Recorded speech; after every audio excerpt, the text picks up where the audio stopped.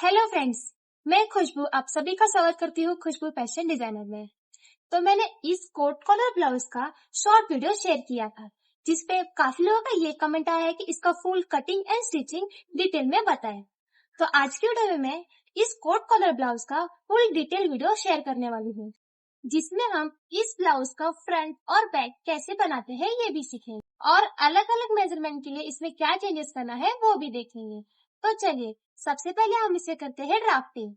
तो आज हम 32 साइज़ का कोट कॉलर ब्लाउज़ बनाएंगे। तो सबसे पहले हम फ्रंट पार्ट ड्राफ्ट करेंगे। तो उसके लिए इस तरह डबल कपड़ा ले लें और इस बात का ध्यान दें कि ऊपर की तरफ फोल्ड होनी चाहिए, यानी आप देख सकते हैं कपड़ा ऊपर की तरफ से जॉइंट है। तो इस तरह कपड़े को फोल्ड करें कि ऊपर की तरफ से फोल्ड आनी चाहिए। अब इस साइड से ओपन बाजू है, तो ओपन बाजू से हम कपड़े को फोल्ड करेंगे। यहाँ से कपड़े को लगभग 3 इंच फोल्ड कर लें। 28 से लेकर 36 साइज तक कपड़े को 3 इंच तक फोल्ड करें। अगर 36 से ज़्यादा साइज हो तो 3.5 इंच का कपड़े का फोल्ड लें। तो आज हम 32 साइज का ब्लाउज बना रहे हैं, इसीलिए मैंने ये कपड़े को 3 इंच पर फोल्ड किया है।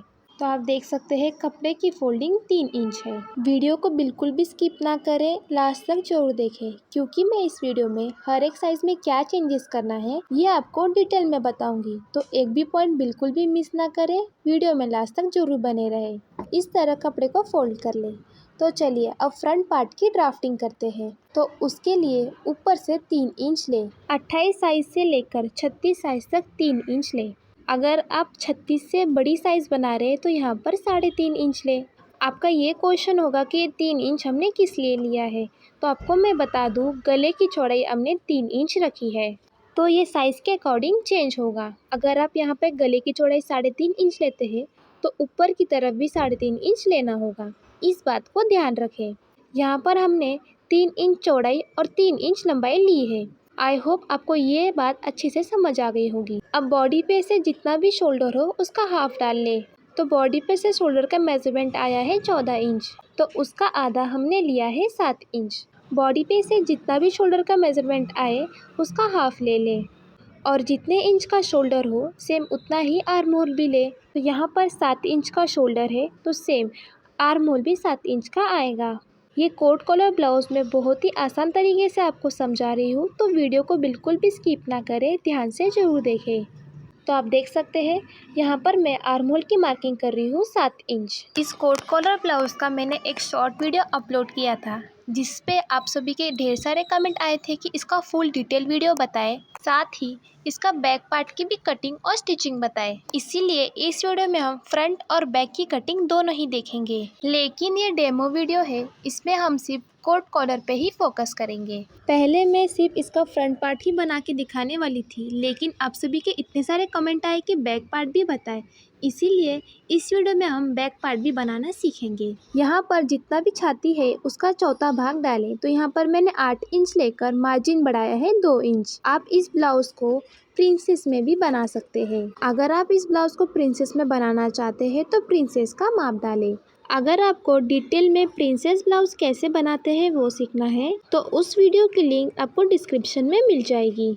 ये डेमो वीडियो है, इसीलिए यहाँ पर हम ब्लाउज में कोई भी कट नहीं दे रहे, ये प्लेन ही होगा। नीचे की तरफ कमर का चौथा भाग डालकर इसमें मार्जिन बढ़ाएं 2 इंच। अब दोनों ही पॉइंट्स को मैच करते हुए एक सीधी लाइन खींच लें। इस तरह लगभग हमारे फ्रंट पार्ट की ड्राफ्टिंग हो चुकी है। अब आर्म होल का आकार देंगे, उसके लिए इस लाइन का सेंटर पॉइंट निकाल लें। तो आप देख सकते हैं यहाँ पर हमने टेप को बीचों बीच फोल्ड करके सेंटर पॉइंट निकाल लिया है। सेंटर पॉइंट से अंदर की तरफ आधा इंच लें। अब यहाँ से पौन इंच लें, यानी 0.75 इंचेस। अब ये तीनों पॉइंट्स को मिलाते हुए आर्म होल का आकार दें। ये फ्रंट आर्म होल है, इसीलिए ये डीप होगा। अगर आप मेरे क्लासेस देखते हैं तो आपको ये बात पता होगी, जब हम कॉलर का ब्लाउज बनाते हैं तो शोल्डर में हम डाउन देते हैं। डाउन देने से शोल्डर बिल्कुल परफेक्ट बैठता है और बिल्कुल भी खिंचावट नहीं होती। तो यहाँ पर हम 1 इंच का शोल्डर डाउन देंगे। तो यहाँ से 1 इंच पर मार्क करके इस तरह शोल्डर को मैच कर लें। सभी साइज़ के लिए शोल्डर डाउन 1 इंच लें। इस तरह हमारी फ्रंट पार्ट की ड्राफ्टिंग कंप्लीट हो चुकी है, तो दिखाए अनुसार कपड़े की कटिंग कर लें।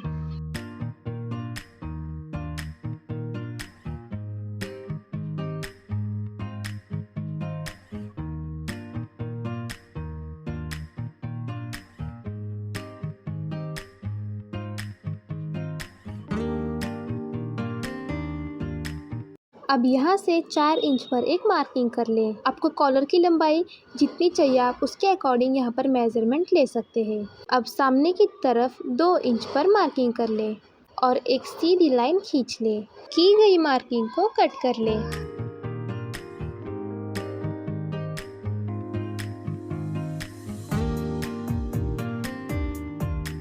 अब बैक पार्ट की मार्किंग करते हैं। ये वीडियो आपको कोट कॉलर समझाने के लिए डेमो वीडियो था, लेकिन आपकी भारी रिक्वेस्ट पर मुझे बैक पार्ट का वीडियो फिर से बनाना पड़ा। लेकिन बैक पार्ट में कपड़ा कम पड़ रहा था, इसीलिए मुझे यहाँ पर जॉइंट लगाना पड़ा। आपको कोई भी जॉइंट लगाने की ज़रूरत नहीं है। तो चलिए बैक पार्ट की ड्राफ्टिंग करते हैं। जितनी भी लंबाई है उसमें 1 इंच मिलाए। तो यहाँ पर मेरी ब्लाउज़ की लंबाई है 15 इंच, तो उसमें 1 इंच मिलाकर मैं लूँगी 16 इंच।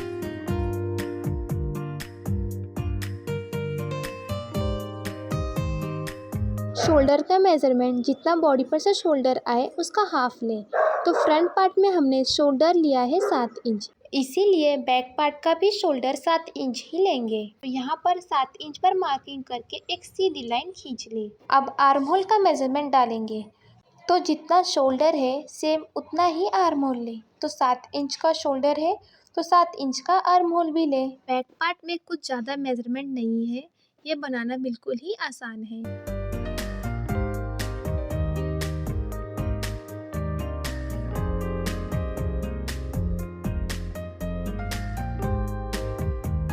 अब यहाँ पर छाती का मेज़रमेंट डालें।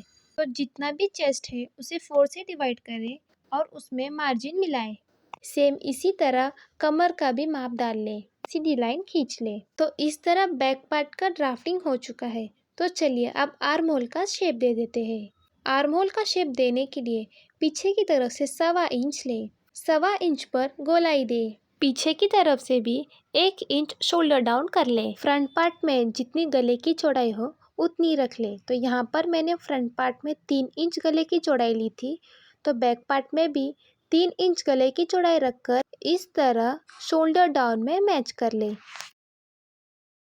बैक पार्ट में हमें एक छोटा सा चेंजेस करना है, तो इसे ध्यान से देखें। ऊपर की जो शोल्डर वाली लाइन है उसे आधा इंच से बढ़ा लें।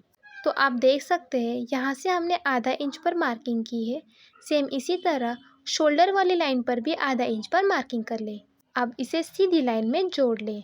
ये करना बहुत ही ज़रूरी है, क्योंकि कॉलर वाले ब्लाउज में पीछे का भाग खींचता है, इसीलिए हमें बैक पार्ट आधा इंच बड़ा रखने की ज़रूरत होती है। इस तरह बैक पार्ट की ड्राफ्टिंग हो चुकी है। तब दिखाए अनुसार कटिंग कर लें।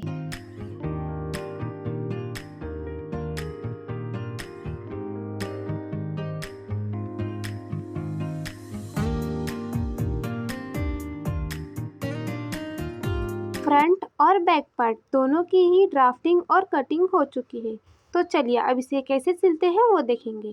तो सबसे पहले हम फ्रंट पार्ट सिलेंगे। तो कपड़े को खोल लें। 3 इंच का जो हमने फोल्ड किया था उसे फिर से फोल्ड कर लें।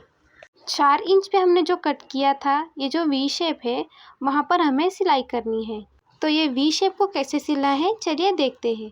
तो उसके लिए आधा इंच पर मार्किंग कर ले और ऊपर की तरफ जो पॉइंट है उसे मिला ले, यानी वी शेप में सिले। आप देख सकते हैं मार्किंग इस तरह कपड़े को सिल ले।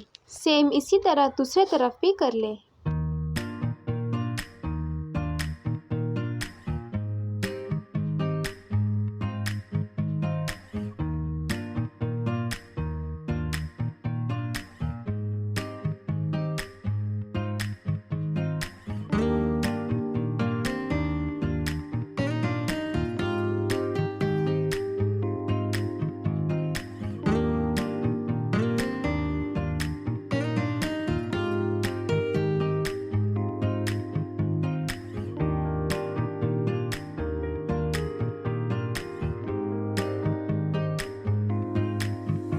दोनों साइड का हमने वी शेप सिलकर तैयार कर लिया है। अब इसे अच्छी तरह से पलट लें।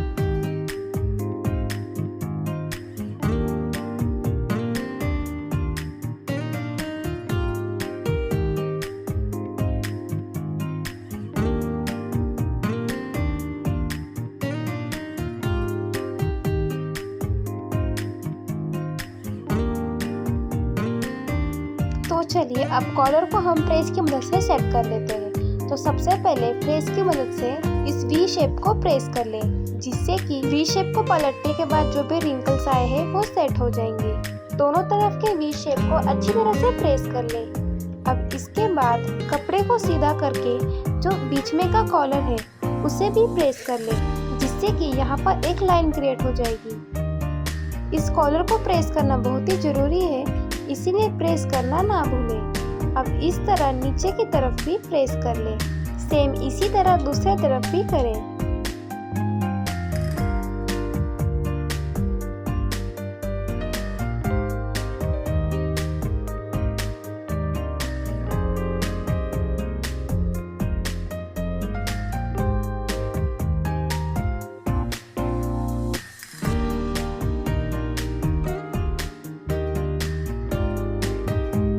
कपड़ा अच्छी तरह प्रेस हो चुका है, तो चलिए अब कॉलर सेट कर लेते हैं। तो कॉलर सेट करने के लिए ये जो कॉलर वाला कपड़ा है उसे बाहर की तरफ मोड़े। कॉलर को फोल्ड करने के बाद अच्छी तरह से प्रेस करें, जिससे कि ये कॉलर सेट हो जाएगी और ओपन भी नहीं होगा। अगर इसमें आपको छोटा गला चाहिए तो आप उसके हिसाब से कॉलर को फोल्ड कर सकते हैं। आपको जितना गले की लेंथ चाहिए उसके हिसाब से कॉलर को मोड़े और अच्छी तरह से प्रेस कर लें। नीचे कॉलर सेट हो चुका है, तो ऊपर के कॉलर को भी मोड़कर इस तरह प्रेस कर लें। ये टेक्निक से हम बिल्कुल कम समय में कॉलर को प्रेस कर सकते हैं। तो कॉलर अच्छी तरह से सेट हो चुका है। चलिए देखते हैं ये सेट होने के बाद कैसा दिख रहा है। तो आप देख सकते हैं ये सेट होने के बाद कुछ इस तरह दिख रहा है। इसका लुक बहुत ही अच्छा दिख रहा है। तो चलिए अब इसे बैक पार्ट से कैसे अटैच करना है वो देख लेते हैं। उसके लिए बैक पार्ट ले लें और जो गले की चौड़ाई है वहाँ पर एक छोटा कट लगा लें। अब बैक पार्ट पर फ्रंट पार्ट इस तरह रख ले। इस बात का ध्यान दें कि दोनों राइट साइड अंदर की तरफ होनी चाहिए। अब कट को मैच करते हुए शोल्डर को इस तरह मैच कर ले। पूरी तरह शोल्डर को मैच करके पिन लगा ले, जिससे कि सिलते समय कपड़ा हिलेगा नहीं। शोल्डर अच्छी तरह मैच करने के बाद सिलाई लगाएं। शोल्डर सिलते समय सिलाई मार्जिन आधा इंच रखें और ये कॉर्नर पर इस बात का ध्यान दें कि ऊपर का फैब्रिक यानी फ्रंट पार्ट वाले भाग पर चुन ना आए। अच्छी तरह से कपड़े को सेट करके सिलें। ये सिलाई लगाते समय ऊपर वाले फैब्रिक को बिल्कुल भी ना खींचे, हल्के हाथों से सिलें।